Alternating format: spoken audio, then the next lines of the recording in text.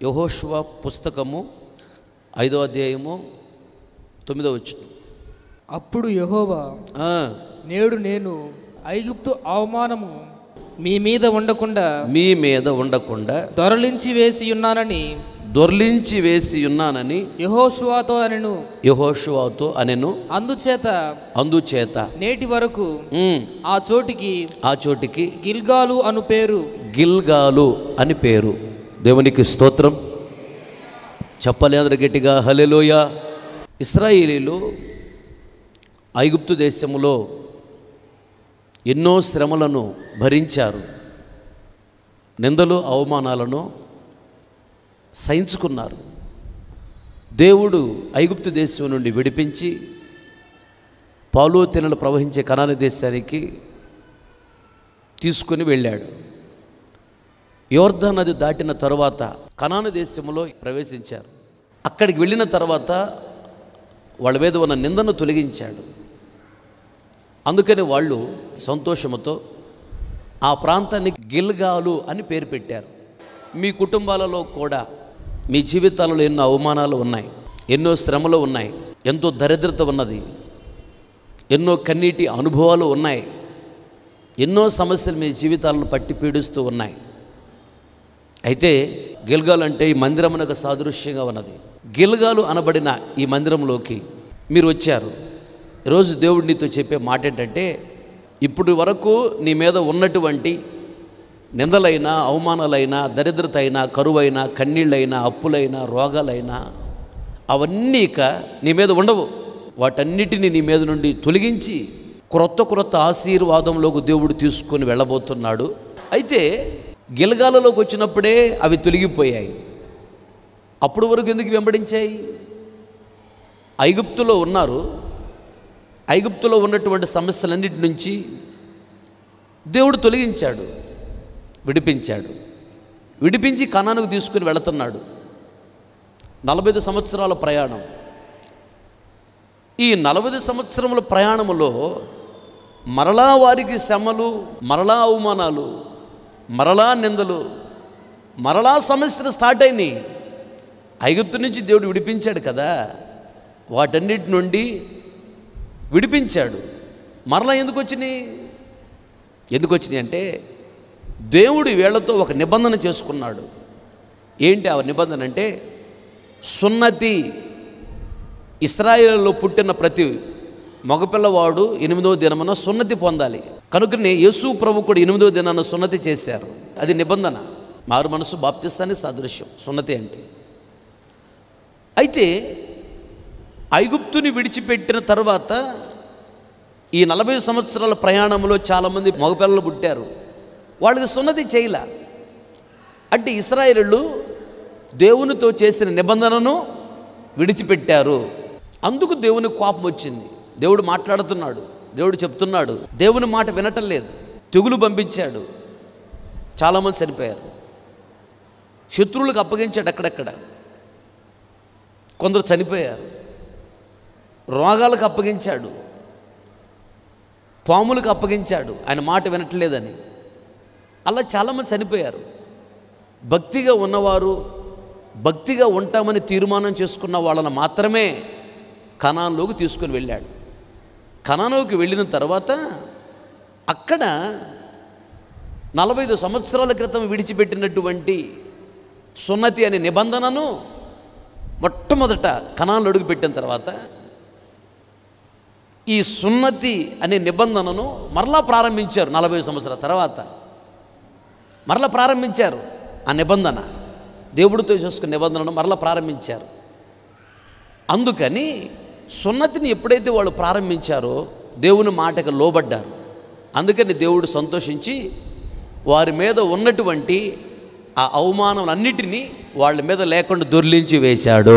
దేవునికి స్తోత్రం. హల్లెలూయా, హల్లెలూయా. ఎప్పుడైతే నువ్వు మనస్సును మార్చుకొని బాప్తిసం తీసుకొని భక్తిగా బ్రతుకుతూ ఉంటావో, ప్రతి ఆదివారం మందిరానికి వచ్చి వాక్యాన్ని విని వాక్యానుసారంగా జీవిస్తూ ఉంటావో, నీ మీద ఉన్నటువంటి ఈ సమస్యలన్నీ దేవుడే దొర్లించి వేస్తాడు. ఆమేన్, హల్లెలూయా. అయితే ఈ గిల్గాల గురించి కొన్ని విషయాలు మరి ధ్యానించుకుందాం. ఈ గిల్గాలలో ఇంకా వాళ్ళు ఏమి చేశారు?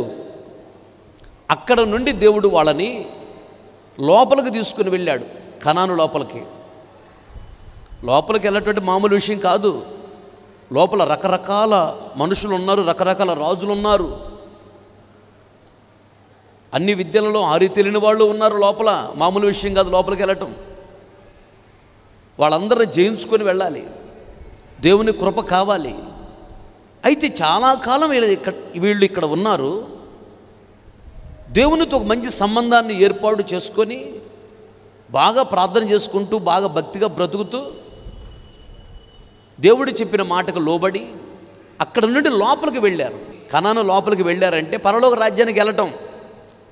ఇప్పుడు గిల్గాలులో మనందరూ అడుగు పెట్టాం, లోపలికి వెళ్ళాలి అనగా మనందరూ పరలోక రాజ్యానికి వెళ్ళాలి. ఆమేన్, హల్లెలూయా.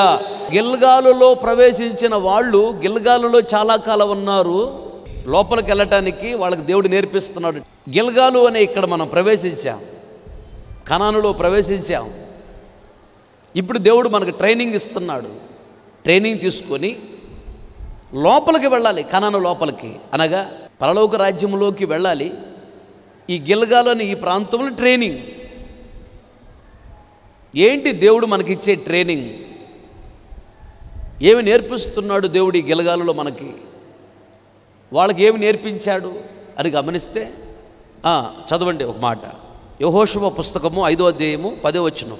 ఇశ్రాయేలీలు గిల్గాలులో దిగి ఆ నెల 14వ తేదీన సాయంకాలమున యెరికో మైదానములో పస్కా పండుగను ఆచరించిరి. పస్కా పోయిన మరునాడు వారు ఈ దేశపు పంటను తినిరి. చాలు, తలలు పైకెత్తి నా వైపు చూస్తూ నా మాటలు గమనించండి. గిల్గాలులో వాళ్ళు సున్నతిని ఆచరించారు. మొదటి నెల 14వ తారీఖు. ఏ నెల అది? మొదటి నెల అబీబు నెల. అబీబు నెలలో 14వ తారీఖున పస్కా పండుగను ఆచరించారు. పస్కా పండుగను 14వ తారీఖు ఆచరించారా? నెక్స్ట్ డే 15వ తారీఖు ఆ దేశము పంటను వాళ్ళు తిన్నారంట. ఆమేన్, హల్లెలూయా. అప్పుడు వరకు వాళ్ళు ఏం తిన్నారు? ఆకాశం నుండి ప్రతిరోజు ఉదయాన్నే మన్నా కురిసేది. దేవదూత తిన ఆహారం మన్నా మంచులాగా కురిసేది. 40 సంవత్సరాలు వాళ్ళు మన్నా ఆహారాన్ని తిన్నారు. 40 సంవత్సరముల తరువాత ఆ కనానులో ప్రవేశించి కనానులో పండిన పంటను తిన్నారు. చాలా జాగ్రత్తగా గమనించండి. ఐగుప్తులో ఉన్నప్పుడు దేవుడు ఏం చెప్పాడంటే, మిమ్మల్ని కనానుకు తీసుకెళ్తాను, కనానులో పంటను మీరు తింటారు, కనానులో ఫలములు మీరు తింటారు, కనానులో ఉన్న నీటిని మీరు త్రాగుతారు, మీరు సాగు చేయనటువంటి పంటలను మీకు ఇవ్వబోతున్నాను అని 40 సంవత్సరముల క్రితము ఐగుప్తులో ఉన్నప్పుడు దేవుడు వాగ్దానం ఇచ్చాడు. ఇప్పుడు వీళ్ళు కనానులో అడుగు పెట్టారు, గిల్గాలులో ఉన్నారు. 40 సంవత్సరాలు మన్నా ఆహారాన్ని తిని 40 సంవత్సరముల తరువాత ఆ కనాను దేశంలో పంటను వాళ్ళు తిన్నారు. అంటే దేవుడు వాగ్దానం ఇచ్చి వాగ్దానము నెరవేర్చాడు గిల్గాలులో. దేవునికి స్తోత్రం. గిల్గాలు అనే ఈ మందిరములో మీకు ఇచ్చిన వాగ్దానములు దేవుడు నెరవేర్చబోతున్నాడు. నమ్మిన వాళ్ళు గట్టిగా చప్పలు కొడుతూ దేవుని నామమును మహిమపరచండి. ఆమేన్. అందరూ చెప్పండి ఆమేన్, ఆమేన్. మన పరిచర్యకు గడిచిన 8 సంవత్సరములు 8 వాగ్దానాలు ఇచ్చాడు. ఇప్పటికీ ప్రతి సంవత్సరం ఒక వాగ్దానం ఇస్తూ ఉన్నాడు. ఈ పరిచర్యకు ఒక వాగ్దానం ఇచ్చాడు అంటే మనము ఈ లోకాన్ని విడిచిపెట్టి పరలోక రాజ్యానికి వెళ్ళేంత వరకు ఆ వాగ్దానం మన జీవితంలో నెరవేర్చబడుతూనే ఉంటుంది. అది గుర్తుపెట్టుకో. ఈ సంవత్సరం జరగలేదే అని అనుకోకూడదు, తప్పది. ఈ సంవత్సరం ఇచ్చిన వాగ్దానం అక్షరాల ఈ సంవత్సరం జరిగింది. మీరు నీరు కట్టిన తోట వలె ఉంటారన్నాడు. నీరు కట్టిన తోట ఎలా ఉంటుంది? ఎండిపోద్దా? పచ్చగా ఉండిద్ది, ఫలించిద్ది. కరోనా టైములో లక్షల మంది మన దేశంలో చనిపోయినా మనందరం బ్రతుకున్నాం. మనకు తెలియకుండా మన దగ్గరికి చాలాసార్లు కరోనా వచ్చింది. దేవుడే దాన్ని తరిమి కొట్టాడు. మనం బ్రతుకున్నామంటే కేవలం దేవుని కృప. ఆమేన్. ఆ వాగ్దానం అక్షరాల నెరవేర్చబడింది. పచ్చగా ఉన్నాం ఇప్పుడు మనం. ఈ వాగ్దానము భూలోకాన్ని విడిచిపెట్టి పరలోక రాజ్యానికి వెళ్ళేంత వరకు మన తల మీద ఉంటుంది. అలాగే ఇప్పుడు వరకు మన పరిచర్య నిమిత్తము దేవుడిచ్చిన వాగ్దానములు అన్నీ నెరవేర్చటము దేవుడు ప్రారంభిస్తున్నాడు. ఆమేన్. చెప్పల గట్టిగా హల్లెలూయా. అయితే అక్కడ ఒక విషయాన్ని గమనించాలి. 14వ తారీఖు వాళ్ళు పస్కా పండుగను ఆచరించారు. 15వ తారీఖున ఆ దేశం పంటను తిన్నారు. 15వ తారీఖున వాగ్దానం నెరవేర్చబడింది. ఆ ముందు రోజు వాళ్ళు ఏం చేశారు? పస్కా పండుగను ఆచరించారు. పస్కా పండుగను ఆచరించిన తరువాతనే వాగ్దానం నెరవేర్చబడింది. అలాగే గిల్గాలు అనే ఈ మందిరములో వాగ్దానములు దేవుడు మీ జీవితంలో నెరవేర్చి మిమ్మల్ని గొప్ప చేస్తాడు. అయితే పస్కా పండుగను ఆచరించాలి. ఆమేన్. హల్లెలూయా. అంటే పస్కా బలి పశువుని తినాలి. ఎలా తినాలో పోయిన వారమే చెప్పా. 4 విషయాలు చెప్పా. ఎలా తినాలంట? 1, మనస్సు అనే నడుము కట్టుకొని తినాలి. 2ది, అమ్మా సువార్త సమాధానం అనే చెప్పులు 2 తొడుక్కొని తినాలి. 3ది, చేతిలో కర్ర పట్టుకొని తినాలి. కర్ర అంటే పాపాన్ని విడిచిపెట్టి పరిశుద్ధంగా బ్రతుకుతూ ఉంటే యేసయ్య నీతో ఉంటాడు. కర్ర అంటే యేసయ్య. నీ జీవితంలో యేసయ్యను కలిగి ఉండాలి. 4వది ఏం చెప్పాను? త్వరపడుతూ, ఆలస్యం చేయకూడదు. గుర్తుపెట్టుకో, దేవుని కార్యం ఏదైనా త్వరపడుతూ చేయాలంట. త్వరపడాలి. పరిచర్య ఉందా? త్వరపడాలి. ఇంకా ఏదైనా దేవుని మందిరానికి రావాలి, త్వరగా రావాలి. దేవుని మందిరానికి ఇచ్చే విషయంలోనైనా, దేవుని మందిరానికి వచ్చే విషయంలోనైనా, లేదా ప్రార్థన చేసే విషయంలోనైనా, ఉపవాసం ఉండే విషయంలోనైనా, భక్తి చేసే విషయంలో దేవునికి సంబంధించిన కార్యం అంటే తర్వాత చేద్దాంలే, తర్వాత చూద్దాం, ఇప్పుడు కాదులే అనే వాయిదా వేయకూడదు. వాక్యము ద్వారా దేవుడు నీతో మాట్లాడే బాప్తిసం తీసుకొని ఇప్పుడు కాదులే అని వాయిదా వేయకు. వాయిదా వేసావంటే అది నీకు శాపంగా మారింది. వాయిదా వేయకూడదు. కలలో మాట్లాడా, దర్శనంలో మాట్లాడా, వెంటనే త్వరపడాలి. అప్పుడే నీ జీవితంలో వాగ్దానములు నెరవేర్చబడతాయి. ఆమేన్. హల్లెలూయా. పస్కా పండుగను ఆచరించిన మరుసటి రోజే వాగ్దానం నెరవేర్చబడింది. పస్కా పండుగను ఆచరించటం అంటే ప్రభు బల్ల ఆరాధనలో పాలు పంపులు పొందటం, పస్కా బలి మాంసం తినటం. పస్కా బలి మాంసాన్ని ఎలా తినాలి? 4 విషయాలు చెప్పాను. ఈ 4 విషయాలు నీ మనసులో పెట్టుకో. ఇవి పాటిస్తూ ఉంటే ఈ 4 అనుభవాలలో నన్ను నడిపించని ప్రతిరోజు ప్రభుని అడుగు. ఈ 4 అనుభవాలలో నువ్వు నడుస్తూ ఉంటే దేవుడు నీకు ఇచ్చిన వాగ్దానాలన్నీ అక్షరాలు నీ జీవితం నెరవేర్చి గొప్ప చేయబోతున్నాడు. ఆమేన్. చెప్పాలదర గట్టిగా హల్లెలూయా. అది ఒక విషయం. రెండోది యెహోషువ గ్రంథము 5వ అధ్యాయం 11వ వచనం. పస్కా పోయిన మరునాడు వారు ఈ దేశపు పంటను తినిరి. ఆ దినమందే వారు పొంగనివి వేచబడి ఉన్న భక్ష్యములను తినిరి. చాలు. తలలో పైకెత్తి నా వైపు చూస్తూ నా మాటలు గమనించండి. అదే రోజు మొదటి నెల 15వ తారీఖు గిల్గాలులో పొంగని రొట్టెలను తిన్నారు వీళ్ళు. రొట్టె ఎప్పుడు పొంగిద్ది? నూనెలో వేస్తే పొంగిద్ది. నూనెలో వేయాల, పెను మీద కాల్చారు. పెను మీద కాలిస్తే పొంగదు. అందుకనే ప్రభు బల ఆరాధన రోజు మనం తినే రొట్టె కూడా పొంగకూడదు, నూనెలో వేయకూడదు, పొంగిద్ది. పెను మీద కాల్చాలి, కాల్చి తినాలి. కాల్చడం అంటే ఏంటి? పరిశుద్ధాత్మ అగ్ని అభిషేకం మన మీద దిగినప్పుడు నీలో ఉన్న దేవునికి ఇష్టం లేనటువంటి చెడ్డ అలవాట్లు, ఆచారాల, పద్ధతులు మొత్తం కాలిపోతాయి. కాలిస్తే కనపడిద్దా? కనపడదు, బోడిదే మిగిలిద్ది. ఉదాహరణకి ఒక జంతువుని తీసుకొచ్చి కట్టెల మీద పెట్టి కాల్చావు, బోడిది మిగిలింది. తర్వాత జంతువు కనపడిద్దా? అసలు జంతువు ఆకారం కనపడిద్దా? కాల్చేస్తే బోడిది మిగిలిద్ది అంతే. బూడిదంటే సాక్ష్యం. పొంగటం అంటే గర్వం. గర్వం అనేది రాకూడదు. గర్వము లేకుండా పొంగని రొట్టెలు తినాలంట, కాల్చిన రొట్టెలు తినాలి. గర్వము లేకుండా ప్రభు రక్త మాంసాల్లో పాలు పంపులు పొందాలి. గర్వం లేకుండా బ్రతకాలి. అయితే ఒకటి గుర్తుపెట్టుకోండి, మేజర్గా సాతానుగాడు ఎక్కువగా ఏ విషయాల్లో శోధిస్తాడంటే, పురుషులనైతే స్త్రీ విషయంలో శోధిస్తాడు బాగా, స్త్రీలైతే పురుషుడి విషయంలో శోధిస్తాడు బాగా. దీన్ని జయించాలి మెయిన్. రెండోది, డబ్బుల విషయంలో బాగా శోధిస్తాడు సాతాను. ఎందుకంటే కొనుక్కోవాలంటే ఏం కావాలి మనకి? డబ్బులు కావాలి. అక్రమమైన పద్ధతుల్లోకి వెళ్ళమని, డబ్బు బాగా సంపాదించు అని సాతాను శోధిస్తాడు. తినటానికి డబ్బులు అవసరమే, ఉండటానికి డబ్బులు అవసరమే, కట్టుకోవడానికి డబ్బులు అవసరమే. అలాగని కోట్ల రూపాయలు అవసరం లేదు, నాకు నా పిల్లలకి ఏం తక్కువ చేయకుండా అవి ఇవ్వయ్యా అని నువ్వు ప్రార్థన చేసుకోవాలి. ఎందుకంటే డబ్బు ఒక వ్యక్తిని దేవుడి రాజ్యానికి వెళ్ళనివ్వదు, అది సైతాను. కనుక నీకు దాని మీద ఆశ ఉండకూడదు. దేవుని కంటే ఎక్కువగా డబ్బుని ప్రేమించకూడదు, అది గుర్తుపెట్టుకోవాలి. డబ్బుని ఎక్కువ ప్రేమించే వాళ్ళు పరలోక రాజ్యంలో ప్రవేశించలేరు.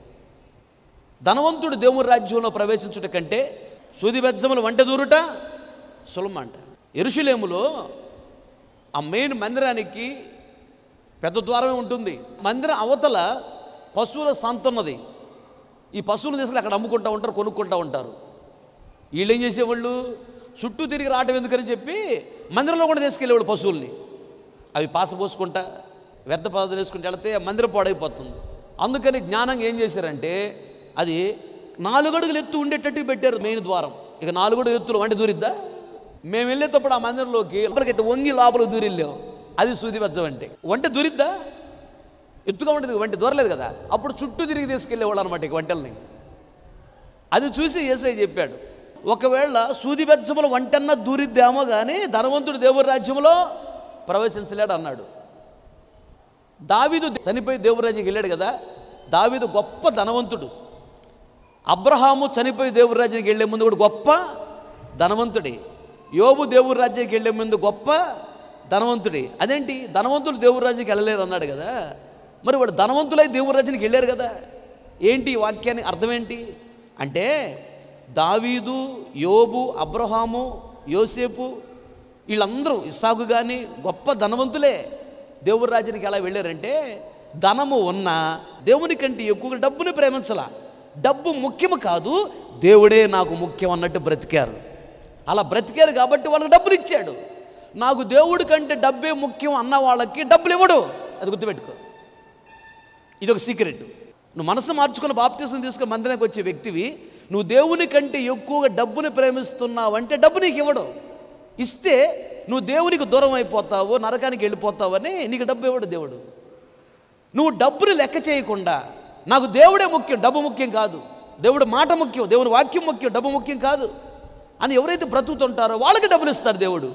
ఇలా డబ్బులు ఇచ్చినా పాడైపోరు, గమనించాలి. కనుక ధనము నిన్ను ఆపొచ్చు, దాని మీద నీకు మనసు ఉండకూడదు.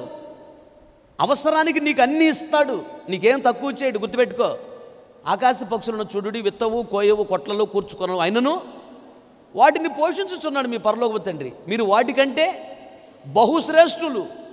వాటికంటే మనము చాలా ప్రాముఖ్యమైన వారు దేవునికి. వాటికి ఇస్తున్నప్పుడు నీకెందుకు ఇవ్వడు? నీకు అన్నీ ఇస్తాడు, సమృద్ధికి ఇస్తాడు. కానీ ధనం మీద నీకు ఆశ ఉండకూడదు. ఇంకా బాగా సంపాదించాలి, ఇంకా బాగా సంపాదించాలి అని ఆశ ఉండకూడదు.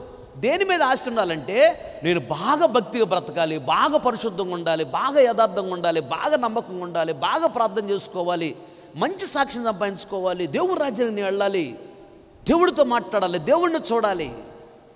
ఇలాంటి ఆశ నీకుంటే డబ్బు నీ వెనక కుక్కలాగా పరిగెత్తుకుంటూ వచ్చింది. మొదట నా రాజ్యమును నా నీతిని వెదకండి, అప్పుడు ఇవన్నీ ఏవి? డబ్బులు, ఏమి తినాలా, ఏమి త్రాగాలా, ఏం కట్టుకోవాలా, ఏ ఇంట్లో ఉండాలా, ఎవరిని వివాహం చేసుకోవాలా, ఏ ఉద్యోగం చేయాలా, డబ్బులైనా ధనమైనా అవన్నీ అంటే పరిగెత్తుకుంటూ వస్తాయి. మొదట పరసంబంధం వాటిని వెతకాలి, ఈ లోకంలో ఉన్న వాటిని వెతకూడదు. ఒకటి, స్త్రీ వ్యామోహాలు లేదా పురుష వ్యామోహాలు నిన్ను ఆపొచ్చు పరలోరాజ్యానికి వెళ్ళకుండా, జాగ్రత్త. లేదా 2, డబ్బు నిన్ను ఆపొచ్చు.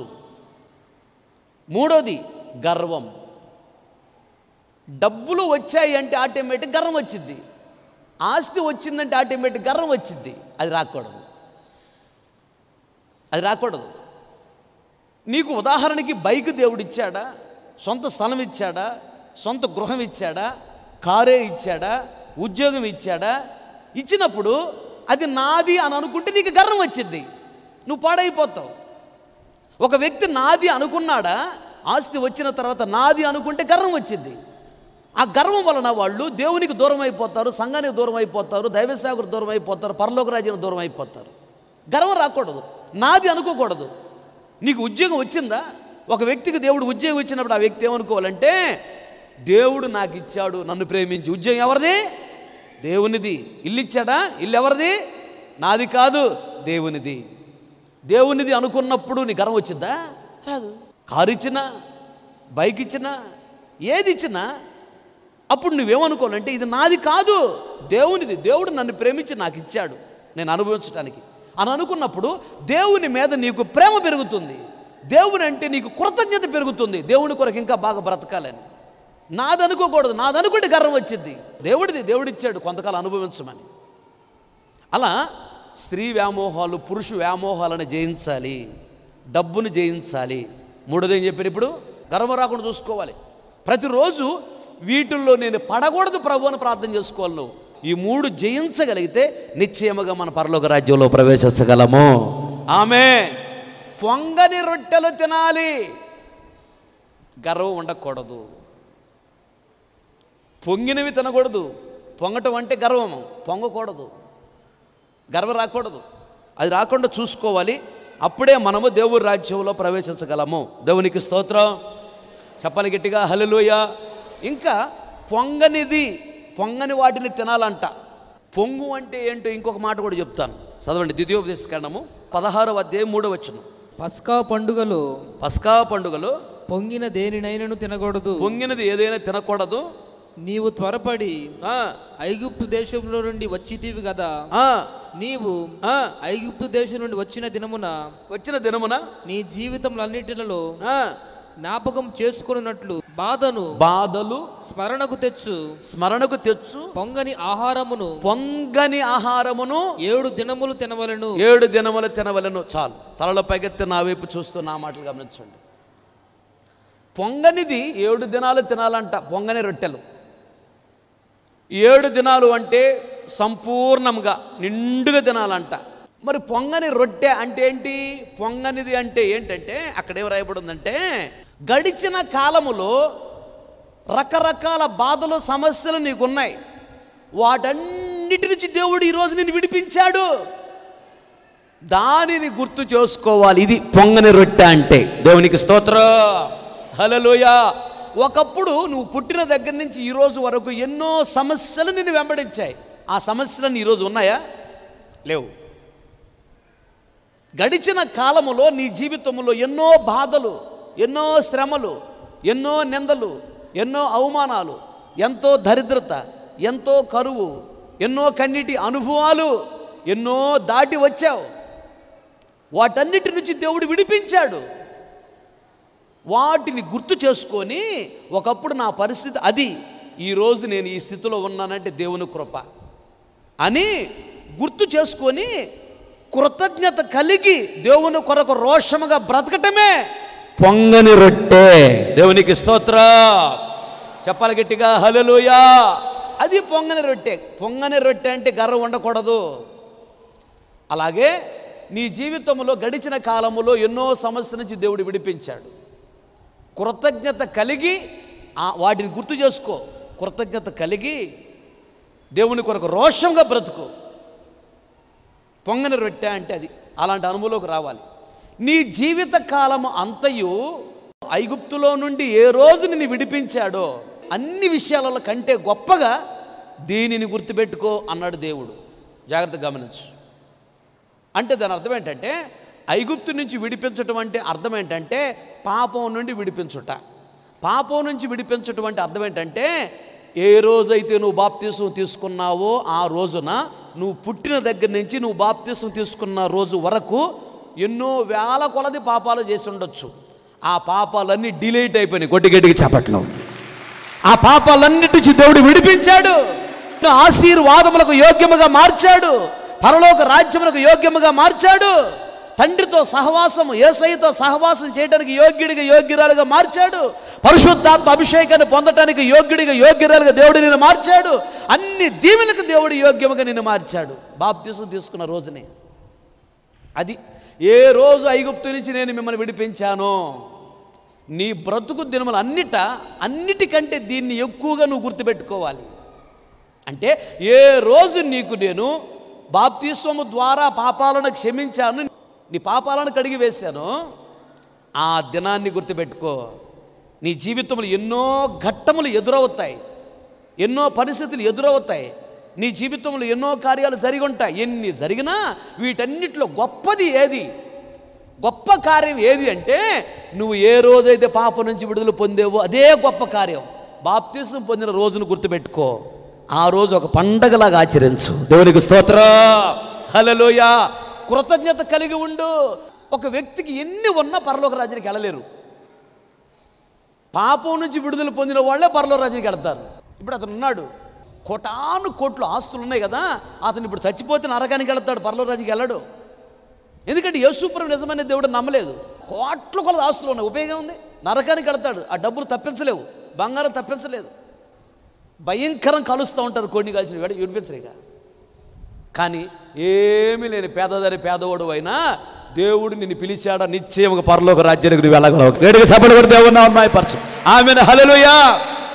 కనుక కోటాను కోట్లు ఆస్తులు ఉన్న వ్యక్తి కంటే నీవు గొప్పదానివి, గొప్పవాడివి. యేసుప్రభు నిజమైన దేవుడిని నమ్మావు, బాప్తిస్మం తీసుకున్నావు, నీ పాపాలన్నీ డిలీట్ అయిపోయినాయి, నీ పాపాలన్నీ కొట్టివేశాడు, పాపాలన్నిటి విడిపించాడు. అదే గొప్ప విషయం. పాపం నుంచి విడుదల పొందడమే గొప్ప విషయం. కనుక నీవు గొప్పదానివి. నువ్వు మోకరించి ప్రార్థన చేస్తే దేవుడు దిగి వస్తాడు నీతో మాట్లాడటానికి. వాడెంత కోటిస్తున్నాడని వాడి దగ్గర రాడు దేవుడు. నీ జీవితంలో ఎన్నో కార్యాలు జరిగి ఉండొచ్చు. వాటన్నిటికంటే గొప్ప విషయం ఏంటంటే ఏ రోజు నిన్ను పాపాలన్నిటి నుంచి విడిపించాడో ఆ రోజును గుర్తుపెట్టుకొని నేను పాపములన్నిటి నుంచి విడుదల పొందినటువంటి వ్యక్తిని, దేవుడు నన్ను విడిపించాడని కృతజ్ఞత కలిగి దేవుని కొరకు బ్రతకాలి. Amen hallelujah. ఒకప్పుడు చాలా బాధలు ఉన్నాయి, ఆ బాధలన్నిటి నుంచి దేవుడు విడిపించాడు. కృతజ్ఞత కలిగి దేవుణ్ణి స్తుతించాలి, దేవుణ్ణి నువ్వు ఘనపరచాలి. ఆ విషయాన్ని మర్చిపోకూడదు, దేవుడు చేసిన మేలు. అలా పాపం నుంచి విడిపించాలని దేవుడు ఏం చేశాడంటే గొప్ప కార్యం చేశాడు. ఏం చేశాడంటే రక్తాన్ని చిందించి ప్రాణాలు పెట్టాడు. ఆ పని మన తల్లి చేయలా, మన తండ్రి చేయలా, మన అక్క చెల్లెలు అన్నదమ్ములు ఎవరు చేయలా, మన స్నేహితులు బంధువులు ఎవరు చేయలే. ఆ పని యేసే ఒక్కడే చేశాడు. ఎంత త్యాగం చేశాడు. కనుక వారు 15వ తారీఖున ఆ దేశంలో ఉన్నటువంటి ఆహారాన్ని తిన్నారు. అంటే 40 సంవత్సరాల క్రితం ఇచ్చిన వాగ్దానం నెరవేర్చబడింది. వాగ్దానము నెరవేర్చబడే ముందు వాళ్ళు ఏం చేశారంటే, ఇందాక ఒక విషయం చెప్పారు, ఫస్ట్ పాయింట్. ఏం చేశారంటే వాళ్ళు ఆహారం తిన్నారు. ఆహారం తినే ముందు వాళ్ళు ఏం చేశారు? పస్కా పండుగ ఆచరించారు. ఒకటి. రెండోది పొంగని రొట్టెలు తిన్నారంట. గర్వాన్ని విడిచిపెట్టారు. ఇంకొక మాట చెప్పా ఇప్పుడు ఏంటంటే, గడిచిన కాలంలో దేవుడు చేసినటువంటి మేలులు ఉన్నాయి. దేవుడు ఎన్నో బాధల నుంచి విడిపించాడు కదా, అవి గుర్తు చేసుకోవాలి. గుర్తు చేసుకొని కృతజ్ఞత కలిగి దేవుణ్ణి బాగా స్తుతించాలి, బాగా గణపరచాలి. కృతజ్ఞత కలిగి దేవుని కొరకు రోషంగా బ్రతకాలి. ఇది పొంగని రొట్టెలు తినటం అంటే. ఇలా ఎప్పుడైతే నువ్వు చేస్తావో వాగ్దానములు నీ జీవితంలో నెరవేర్చబడతాయి. ఆమేన్. చెప్పాలి గట్టిగా హల్లెలూయా. వాగ్దానములను నా జీవితములో క్రమముగా అన్ని నెరవేర్చుటకై, వాగ్దానములను నా జీవితములో క్రమముగా అన్ని నెరవేర్చుటకై, విశ్వాసమనడి పునాది పైనే నీ వారసునిగా మలచుచున్నావుగా. గ్లోరీ. నా సౌఖ్యము నాకెంతో సౌఖ్యము. పాడాలి. నా సౌఖ్యము నాకెంతో సౌఖ్యము, స్థిరమైన పునాదివే ఇవిలో నా మంచి యేసయ్యా. స్థిరముగా నీపై నన్ను ఇవిలో కల్పుచున్నావయ్యా. విలువలని నాకు విలువను పెంచినది నీలోనయ్యా. విలువలో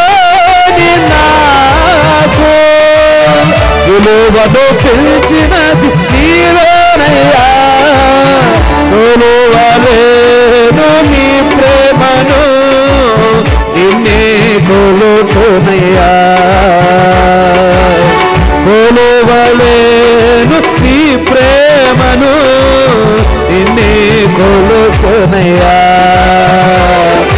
స్థిరమైన పునాదివి ఇదిలో నా మంచి యేసయ్యా, స్థిరముగా నీపై నన్ను భూమిలో కట్టుచున్నవయ్యా.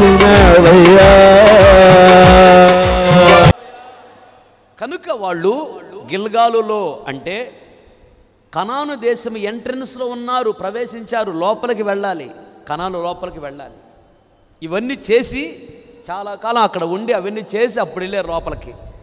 ఇప్పుడు మనము కూడా కనాను దేశము యొక్క ఎంట్రన్స్లో ఉన్నాం, పరలోక రాజ్యం యొక్క ఎంట్రన్స్లో ఉన్నాం.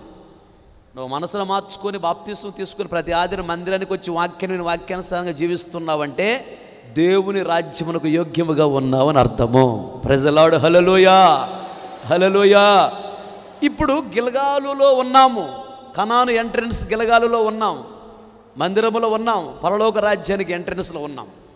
పరలోక రాజ్యానికి మందిరానికి చాలా దగ్గర సంబంధం ఉన్నది.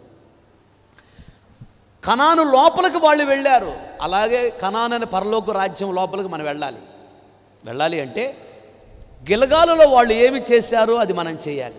ఒకటి చెప్పాను, ఏం చేశారంట, పస్కాను ఆచరించారు. రెండో విషయం చెప్పాను, పొంగని రొట్టెలను తిన్నారు. మూడోది ఒక విషయం క్లుప్తంగా చెప్తాను, చదవండి. యెహోషువ గ్రంథము 10వ అధ్యాయము 5వ వచనం. కాబట్టి అమోరీయుల 5 రాజులను అనగా యెరూషలేము రాజును, హెబ్రోను రాజును, యర్మూతు రాజును, లాకీషు రాజును, ఎగ్లోను రాజును కూడుకొని తామును తమ సేనలన్నీ బయలుదేరి గిబియోను ముందర దిగి గిబియోనీయులతో యుద్ధం చేసిరి.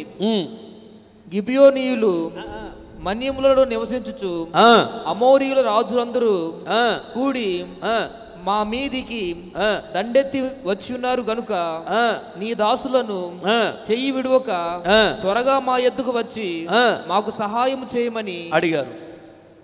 మమ్మను రక్షించుమని గిల్గాలులో దిగియున్న పాలెములో యెహోషువకు వర్తమానం పంపగా యెహోషువయు అతని యొద్దనున్న యోధులందరూ పరాక్రము గల శూరులందరూ గిల్గాలు నుండి బయలుదేరి అప్పుడు యెహోవా వారికి భయపడకుము, నీ చేతికి వారిని అప్పగించి ఉన్నాను, వారిలో ఎవడును నీ ఎదుట నిలవడని యెహోషువతో సెలవీయగా యెహోషువ గిల్గాలు నుండి ఆ రాత్రి అంతయు ప్రయాణం చేసి నడిచి వారి మీద హఠాత్తుగా పడెను. అప్పుడు యెహోవా ఇశ్రాయేలీయుల ఎదుట వారిని కలవరపరచగా యెహోషువ గిబియోను ఎదుట మహాఘోరంగా వారిని హతము చేసే. దేవునికి స్తోత్రం, హల్లెలూయా. ఇప్పుడు నేను చెప్తాను వినండి. గిల్గాలులో చాలా కాలం ఉండి చాలా కార్యాలు వాళ్ళు చేసి కనాను లోపలికి వెళ్ళారు. ఏం చేశారు అంటే ఆ చుట్టూ ఉన్నటువంటి శత్రులందరినీ జయించారు. అక్కడ ఉండే దగ్గరలో గిబియోను అనే ఒక ప్రాంతం అన్నది. ఆ ప్రాంతంలో ఉన్నటువంటి అమోరీయుల రాజులు 5 రకాల రాజులు ఉన్నారు. వాళ్ళందరూ గిబియోను మీద యుద్ధానికి వచ్చారు. గిబియోను రాజు భయపడి యెహోషువకి కబురు పంపించాడు. ఏమండి యెహోషువ గారు, అమోరీయులు 5 రకాల రాజులు నా మీదకి వచ్చారు, వాళ్ళని జయించలేను, దయచేసి నీవు మీ సైన్యం వచ్చి నాకు సహాయం చేయండి, బ్రతికినంత కాలం మేము మీకు దాసులుగా బ్రతుకుతాము అని గిబియోను రాజు యెహోషువకి కబురు పంపించాడు. యెహోషువ ప్రార్థన చేస్తే దేవుడు వెళ్ళమని చెప్పాడు. అప్పుడు యెహోషువ తన దగ్గర ఉన్న ఇశ్రాయేలీయులను యుద్ధ వీరులను తీసుకొని రాత్రంతా వీళ్ళు నడిచి ప్రయాణం చేసి వెళ్ళి గిబియోను మీదకి వచ్చారు. 5 రకాల రాజులు వాళ్ళ మొత్తాన్ని జయించారు. జయించి మరలా తిరిగి ఎక్కడికి వచ్చారు? గిల్గాలుకు వచ్చారు. గిల్గాలు నుండి బయలుదేరి గిబియోనుకి వెళ్ళారు. అక్కడ జయించారు 5 రకాల రాజుల్ని. తిరిగి మరలా గిల్గాలుకు వచ్చారు. చాలా జాగ్రత్తగా గమనించాలి. అలాగే 5 రకాల రాజులను జయించాలి. గిల్గాలులో ఉండే జయించారు వాళ్ళు. గిల్గాలని ఈ మందిరంలో ఉండి జయించినప్పుడే మన పరలోక రాజ్యానికి వెళ్ళగలం. జయించిన తర్వాత వాళ్ళు కనాను లోపలికి వెళ్ళారు. కనాను లోపలికి వెళ్ళటంటే పరలోక రాజ్యానికి వెళ్ళాలి. పరలోక రాజ్యానికి మనం వెళ్ళాలంటే గిల్గాలని ఈ మందిరంలో ఉండి ఈ 5 రకాల రాజులు జయించి మన పరలోక రాజ్యానికి వెళ్ళాలి. ఎవరు ఈ 5 రకాల రాజులు అంటే, జ్ఞానేంద్రియములు 5 ఉన్నాయి. వాటిని మనము పంచేంద్రియములు అంటాం. ఏంటవి? చూసే జ్ఞానం ఉంది కన్నుకి, చెవులకి వినే జ్ఞానం అన్నది, 4కు రుచి చూసే జ్ఞానం అన్నది, ముగ్గుకి వాసన చూసే జ్ఞానం ఉంది, శరీరానికి స్పర్శ జ్ఞానం ఉంది. పట్టుకోగలని ఎవరు పట్టుకున్న అర్థమైపోద్ది మనకి. అయితే ఈ 5 రకాల జ్ఞానాలు దేవుడు మనకెందుకు ఇచ్చాడంటే, దేవునికి ఇష్టమైన దాన్ని చూడాలని, దేవునికి ఇష్టమైన వాటిని వినాలని, దేవునికి ఇష్టమైన వాటిని వాసన చూడాలని, దేవుడికి ఇష్టమైన వాటినే తినాలని, రుచి, దేవునికి ఇష్టమైన వాటిని అనుభవించాలని ఈ శరీరాన్ని ఇచ్చాడు. అయితే సాతానుగాడు ఏం చేస్తూ ఉంటాడు? దేవుడికి ఇష్టం లేని వాటిని చూపిస్తాడు, దేవునికి ఇష్టం లేని వాటిని వినిపిస్తాడు, దేవునికి ఇష్టం లేని వాటిని వాసన చూపిస్తాడు, దేవునికి ఇష్టం లేని వాటిని తినిపిస్తాడు, దేవునికి ఇష్టం లేనటువంటి వాటిని శరీరముతో అనుభవించమని చెప్తాడు. అంటే అక్రమ సంబంధాల్లోకి వెళ్ళమని చెప్తాడు.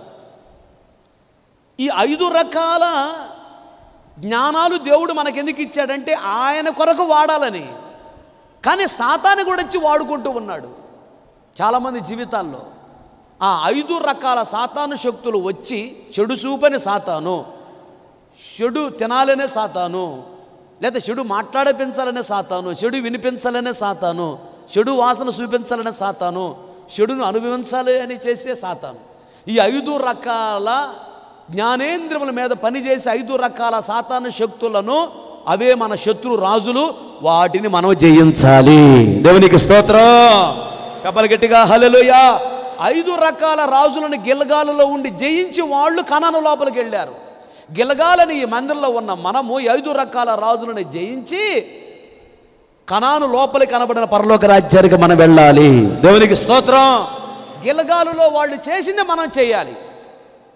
అదే 10వ అధ్యాయం 40వ వచనం నుండి 43వ వచనం వరకు చదవండి. అప్పుడు యెహోషువ మన్య ప్రదేశములను దక్షిణ ప్రదేశములను షెఫేలా ప్రదేశములను చెరియల ప్రదేశములను వాటి రాజులందరినీ జయించెను. ఇశ్రాయేలుల దేవుడైన యెహోవా ఆజ్ఞాపించినట్లు అతడు శేషమేమీ లేకుండా, శేషం అంటే మిగలకుండా, శేషం అంటే మిగిలింది, ఊపిరిగల సమస్తమును ఏమి మిగలకుండా నిర్మూలము చేసెను. ఊపిరిగల సమస్తమును నిర్మూలము చేశాడంట. కాదేశు బర్నేయ మొదలుకొని గాజా వరకును గిబియోను వరకును గోషేను దేశమంతటిని యెహోషువ జయించెను.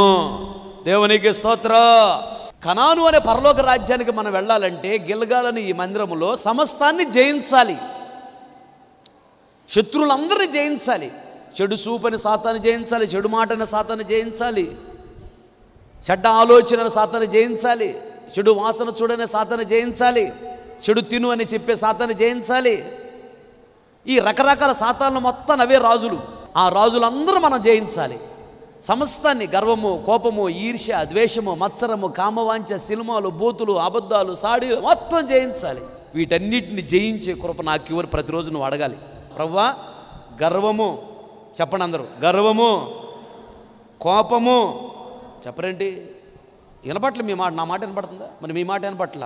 1 గర్వము, 2 కోపము, 3 ఈర్ష్య, 4 ద్వేషము, 5 మత్సరము, 6 కామవాంఛ, 7 సినిమాలు, 8 బూతులు, 9 సాడీలు. ఈ రకాలు ఇంచుమించు 10 ఉన్నాయి. ఇవి మొత్తం గర్వం, కోపం, ఈర్ష్య, ద్వేషం, మత్సరము, కామవాంఛ, సినిమాలు, బూతులు, అబద్ధాలు, సాడీలు. వీటన్నిటిని జయించినప్పుడే పరలోక రాజ్యానికి వెళ్ళగలం. యెహోషువ తన సైన్యమును తీసుకొని ఇశ్రాయేలుని గిల్గాలులో ఉండి ఈ చుట్టుప్రక్కల రాజులు మొత్తాన్ని జయించి ఆ తర్వాత కనానుకి వెళ్ళారు. కనాను అనే పరలోక రాజ్యానికి మనం వెళ్ళాలి. అదే మన టార్గెట్, అదే మన గోల్. ఈ గమ్యము నీ జీవితంలో లేకపోతే నువ్వు పరలోక రాజ్యంలో ప్రవేశించలేవు. గుండెల్లో నిండుగా మెండుగా ఇది ఉండాలి, నేను పరలోక రాజ్యానికి వెళ్ళాలి, నేను పరలోక రాజ్యానికి వెళ్ళాలి. అయితే గిల్గాలులో ఉండి అన్ని రకాల రాజులను జయించి కనానికి వెళ్ళినట్లుగా వాళ్ళు గిల్గాలని ఈ మందిలో ఉండి అన్ని రకాల రాజులను, అన్ని రకాల సాతాన శక్తులు మనం జయించాలి. జయించినప్పుడే పరలోక రాజ్యానికి వెళ్ళగలం. జయించటానికి కృప నాకు ఇవ్వు అని ప్రతిరోజు ప్రార్థనలు అడగాలి. దేవునికి స్తోత్రం చెప్పాలి గట్టిగా, హల్లెలూయా. ఈ 10 రకాల సాతాన శక్తులను, రాజులను నేను జయించాలయ్యా, జయించే కృప నాకు ఇవ్వని అడగాలి. ఈ రాజులందరినీ ఎప్పుడు మనం జయించగలము? ఈ సాతాన శక్తులను ఎప్పుడు మనం జయించగలము? యాకోబు పత్రిక 4:7 చూడు. కాబట్టి దేవునికి లోబడి ఉండుడి, అపవాదిని ఎదిరించుడి, అప్పుడు వాడు మీ యొద్ద నుండి పారిపోవును. గట్టిగా చప్పలు కొడుతూ దేవుని నామాన్ని మహిమపరచు. ఆమేన్, హల్లెలూయా. సాతాను శక్తుల మొత్తాన్ని జయించినప్పుడే, రాజులందరినీ జయించినప్పుడే, అనగా సాతాను శక్తుల మొత్తాన్ని జయించినప్పుడే మన పరలోక రాజ్యం వెళ్ళగలం. వాటిని జయించాలంటే ఒకటే ఏంటంటే, మొదట నీవు దేవునికి లోబడు, ఆ తర్వాత సాతాన్ని ఎదిరించు. అప్పుడు వాడు మీ యొద్ద నుండి పారిపోతాడు. వాడు ఏ సైతానైనా నీ ముందు నిలబడలేక పారిపోతాడు. నువ్వు ఓడిపోవడం కదా, వాడు ఓడిపోతాడు. ఎప్పుడు నువ్వు దేవునికి లోబడి అప్పుడు వాడిని ఎదిరించు. దేవునికి లోబడాలి. అసలు గిల్గాలు అంటేనే అది దాని అర్థం. గిల్గాలు అంటే అర్థం ఏమని చెప్పాను నేను? గిల్గాలు అంటే చక్రం. చక్రం ఎలా ఉండిద్ది? రౌండ్గా ఉండిద్ది. ఇలా రౌండ్గా ఉండటాన్ని ఏమంటారంటే లోబడుట. ఇలా వచ్చి ఇలా ఉందంటే దాని అర్థం ఏంటంటే సాతానుగాడికి లోబడుట అని అర్థం. అవి పెట్టగాకండి, అవి తలుపులకు కానీ మీ కిటికీలకు కానీ అలాంటివి పెట్టగాకండి. ఆర్చి అంటారు. ఆర్చి కాదు, అది సైతాను గుర్తుంది. ఎక్కువ మన ఆంధ్రాలో కనపడితే, మన ఇండియాలో కనపడితే చూడు, ఇక ఏ దేశంలో కనపడవు అవి. నేను చూశాను, ఏ దేశంలో ఆ షేప్ కనపడదు. ఆర్చి అంటారు. ఆర్చి కాదు. చాలామంది తెలియక జ్ఞానం లేనివాళ్ళు పాస్టర్లు కూడా పెట్టుకుంటున్నారు. నేను అనుకుంటున్నాడు దేవుడితో మంచి సంబంధం లేనివాడే ఉంటాడు అనుకున్నాను. దేవుడు చెప్తాడు కదా క్లియర్గా. నాకు తెలియక నేను అలా పెట్టాలనుకొని గేటు అలా చేయాలనుకుంటే ప్రభు చెప్పాడు నా కలలో, అలా పెట్టదు, అది విగ్రహారాధన అన్నాడు. ఎలా పెట్టాలి ప్రభు అంటే రౌండ్గా పెట్టు అన్నాడు. దాని అర్థం ఏంటంటే దేవా నీకు లోబడి బ్రతుకుతానని అర్థం. దేవునికి స్తోత్రం. ఎలా వచ్చి ఎలా ఉందంటే సాతారా నీకు లోబడి బతుకుతాను అర్థం. అది మనకెందుకు ఆ దరిద్రం? రౌండు. గిల్గాలు అంటే రౌండ్, చక్రముని అర్థం. రౌండ్. వాకులు కూడా రౌండ్గా ఉండాలి. గిల్గాలు అంటే రౌండ్, చక్రం అంటే రౌండ్గా ఉండటం, గుండ్రంగా ఉండటం. ఈ గుండ్రంగా ఉండటాన్ని దేవా నీకు లోబడి బ్రతుకుతాను అర్థం. వాళ్ళు గిల్గాలులో ఉండే శత్రువును జయించారు. గిల్గాలు అంటే లోబడుట. దేవునికి లోబడే మనము శత్రువును జయించగలము. ఇంకొకటి చక్రం ఏం చేసి ఒక చోట ఉండిద్ది, నెడితే ఎట్లా? ఇప్పుడు ఈ బాక్స్ ఉంది, రౌండ్గా లేదు, దీన్ని నెడితే పోద్దా? వెళ్ళదు. చక్రాన్ని నేను ఇక్కడి నుంచి నెడితే తిన్నగా బయటికి వెళ్ళిపోద్ది. అది చక్రాన్ని నెడితే ఇక్కడి నుంచి గట్టిగా అలాగే స్ట్రైట్గా వెళ్ళిపోద్ది, రోడ్డు మీదకి వెళ్ళిపోద్ది, అడ్డు లేకపోతే వెళ్ళిపోతూ ఉంటుంది. చక్రము ఒక చోటని ఇంకొక చోటకి దొర్లుతుంది. గిల్గాలు అంటే దొర్లుట. దొరలటం అంటే అర్థం ఏంటంటే ఆగకూడదు, ముందుకి సాగిపోయే వారంగా ఉండాలి. గిల్గాలంటే అది. గిల్గాలలో ఉండి జయించారు. నిందలు రావచ్చు, అవమానం రావచ్చు, దరిద్రం ఎదురవ్వచ్చు, కరువు ఎదురవ్వచ్చు, సమస్యలు ఎదురవ్వచ్చు, ఎన్నో ఎదురవచ్చు. ఎన్ని ఎదురైనా ఇవి 4 రోజులే కదా ఈ జీవితం. బ్రతికిన 4 రోజులు దేవుడి కోసం బ్రతికించాలి. ఏది వచ్చినా నా మంచి కోసమే, ఏది చేసిన దేవుడు నాకు మేలే చేస్తాడు, కీడు చేయడని, దీని వెనక ఏదో గొప్ప దీవెన దాగి ఉన్నదని ఆలోచించి సహించుకొని భరించుకొని ఆగకుండా ముందుకు సాగిపోవాలంతే. ఎన్ని వచ్చినా దానిని దొర్లుట అంటారు, దానిని గిల్గాలు అంటారు. వారు గిల్గాలులో ఉండే సమస్తాన్ని జయించారు. గిల్గాలని ఈ మందిరంలో ఉండి ఆగక సాగిపోయే అనుభవం కలిగి రౌండ్గా, గుండ్రముగా అంటే దేవునికి లోబడుతూ సమస్త శత్రువులను, రాజులను జయించి మన పరలోక రాజ్యానికి వెళ్ళాలి. దేవునికి స్తోత్రం. చెప్పాలందరూ గట్టిగా హల్లెలూయా. మోకరించండి, ప్రార్థన చేసుకోండి. మహాగణుడా, మహోన్నతుడా, నిత్య నివాసి, నీకు స్తోత్రం. నువ్వెంతైనా నమ్మదగిన దేవుడవు తండ్రి. ఈ మధ్యాహ్న కాల సమయంలో ఆత్మస్వరూపిగా మా మధ్యకి దిగవచ్చి మీ దాసుడిగా నన్ను మరుగుపరచి సంఘముతో బహు తేటగా సూటిగా ఆదరిస్తూ, ఓదారుస్తూ, బలపరుస్తూ, తృప్తిపరుస్తూ, హెచ్చరిస్తూ మీరు మాట్లాడిన ప్రతి మాటలను బట్టి స్తోత్రం, స్తోత్రమ దేవా, స్తోత్రం. తండ్రి, గిల్గాలు మా ముందు నుంచి మీరు మాట్లాడారు దేవా. ఇశ్రాయేలీలు గిల్గాలులో చాలా కాలము ఉన్నారు, నీకు ఇష్టమైన కార్యాలు చేసి ఆ తరువాతనే కనాను లోపలికి వారు వెళ్ళారని. అలాగే గిల్గల్ అనే ఈ మందిరంలో ఉన్నటువంటి మేము కనాను అనేటువంటి పరలోక రాజ్యంలో ప్రవేశించాలి అంటే నీకు ఇష్టమైన కార్యములు మేము చేయాలని, గిల్గాలలో వాళ్ళు ఏమైతే చేశారో అవి మేము చేయాలని మీరు మాతో మాట్లాడినందుకు స్తోత్రం. తండ్రి, గిల్గాలలో ఆ దేశము పంట 45 సంవత్సరముల తరువాత ఆ దేశాన్ని పంట వాళ్ళు తిన్నారని. 40 సంవత్సరములు మన్న ఆహారాన్ని తిన్నటువంటి వారు 40 సంవత్సరముల తర్వాత ఆ దేశము పంటను తిన్నారు.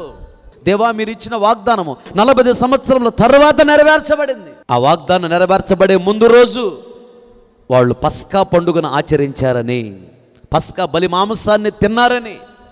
అలాగే వాగ్దానంలో నెరవేర్చబడాలి అంటే, కనాను అనే పరలోక రాజ్యంలో ప్రవేశించాలి అంటే పస్కా పండుగ ఆచరించాలని, ప్రభు రక్త మాంసాల్లో పాలు పంపులు పొందాలని, పస్కా బలి మాంసాన్ని తినాలని, ఎలా తినాలో కూడా మీరు మాకు నేర్పించారు. 1 మనసున నడుమును కట్టుకొని, 2 సువార్త సమాధానం అనే చెప్పులు తొడుక్కొని యేసయ్య పాపాన్ని విడిచిపెట్టి పరిశుద్ధంగా బ్రతుకుతూ, 3వదిగా కర్రని నిన్ను కలిగి ఉండి, 4వదిగా ఆలస్యం చేయక త్వరపడేటువంటి దేవ మీ కార్యాలలో త్వరపడే వారికి మేము ఉండాలని మీరు మాకు నేర్పించారు.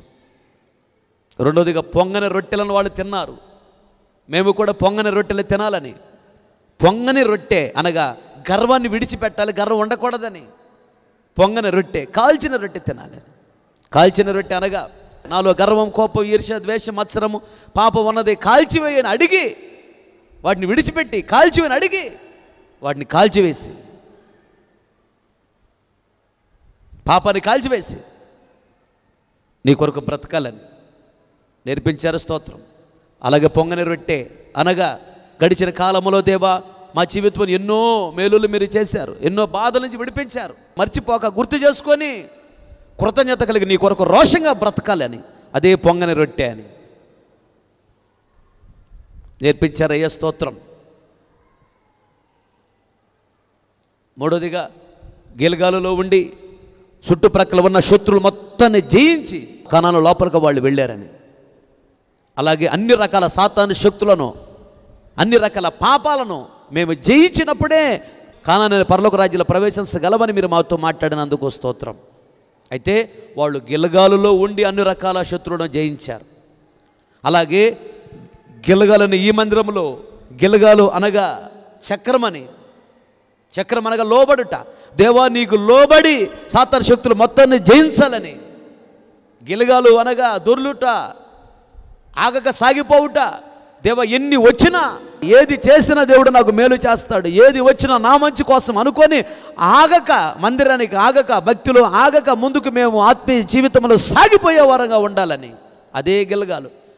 అలా గిల్గాలని ఈ అనుభవాలలో మేము ఉండి నీకు లోబడి సాతాను శక్తులను జయించి దేవా మీ రాజ్యంలో ప్రవేశించాలని మీరు మాకు నేర్పించినందుకు, మాతో మాట్లాడినందుకు స్తోత్రం. విత్తబడినటువంటి ఈ ఉపదేశము వృధా కాకూడదు. విన్న ప్రతి గుండెల్లో వాక్యాన్ని స్థిరపరచండి. వాక్యానుసారమైన జీవిత బిడ్డలందరికీ అనుగ్రహించండి. పశ్చాత్తాప కన్నిటాత్మని కుమ్మరించండి. మనోనేత్రుల చక్కగా వెలిగించండి. భయభక్తి చేత నింపండి. కృతజ్ఞత చేత నింపండి. మీరు ఇచ్చిన ప్రతి వాగ్దాన అక్షరాలు ఈ బిడ్డల జీవితాలలో, కుటుంబాలలో నెరవేర్చబడునుగాక. నెరవేర్చమని నేను అడుగుతున్నానయ్యా. ఈ బిడ్డలు ఉన్న ప్రాంతంలో గొప్పగా దీవించమని అడుగుతున్నాను ప్రభా. పాపము సాతాను శక్తి నుంచి విడిపించమని అడుగుతున్నాను ప్రభా. సాతాను శక్తి అన్నింటిని జయించే కృపచేత నింపమని అడుగుతున్నానయ్యా. పొంగని రొట్టెలు తినే బిడ్డలుగా మార్చమని అడుగుతున్నానయ్యా. స్తోత్రము, స్తోత్రము, స్తోత్రం. అలా దీవించండి. బయలుదేరి వెళుతున్నారు. మీ సరైన సముఖాన్ని తోడుగా ఉంచండి. సకాలంలో క్షేమ గమ్యమే చేర్చండి. దేవా ఈ బిడ్డలు బాగా దీవించి నీ రాజ్యాన్ని యోగ్యులుగా మార్చండి. మీరు వచ్చినప్పుడు మేమందరం ధైర్యం నిలబడి మీ రాజ్యంలో ప్రవేశించడానికి తగిన కృపచేత నింపి మహి పొందమని యేసు నామములో అడిగి పొంది ఉన్నాము తండ్రి. ఆమేన్. తండ్రి అయిన దేవుని ప్రేమ, కుమారుడైన యేసుక్రీస్తు వారి కృప, పరిశుద్ధాత్మని అన్యోన్య సహవాసము సన్నిధి సముఖం చేరిన మనకును ప్రపంచంలో సకల కోటి పరిశుద్ధులందరికను మరియు ముఖ్యముగా వాక్యాన్ని విని తీర్మానం చేసుకుని ప్రతి ఒక్కరు దృష్టి ఉంచి ఆశీర్వదించి అంతవరకు దేవుడు నడిపించునుగాక. ఆమేన్. హల్లెలూయా, హల్లెలూయా, ఆమేన్.